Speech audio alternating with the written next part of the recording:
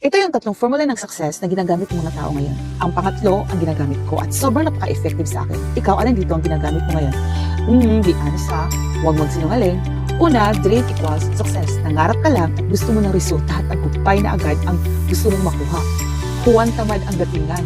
Yung gusto lang na yung bayabas ay mahuhulog mismo sa bibig. Sa tingin mo, ang formula na yan ay effective ba sa panahon ngayon? Think of it, pangalawa. Dream plus action equals success. Tama naman ito, pero kulang pa rin dahil ang tagumpay ay hindi instant. Kailangan ng consistent action at tibay syempre ng loob para malampasan ang pagsubok.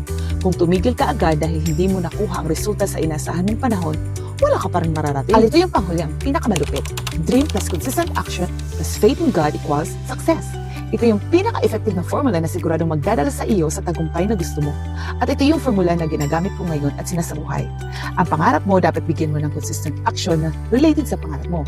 Consistent action as much as possible. Every day may ginagawa kang mga action na makakatulong para sa pagtupad ng mga pangarap mo. Hindi kailangang big time as long as meron kang itinanim araw-araw para meron kang aanihin pagdating ng araw. Always learn to trust in God and have faith in God that everything you do will be rewarded. Surrender it all to Him. Sigurado ako na tagumpay na gusto mo ay dadalhin ka sa formula na yan. Ikaw, anong formula ang ginagawa mo ngayon sa buhay mo? Kung gusto mo na matutunan ang formula na ito, comment down below.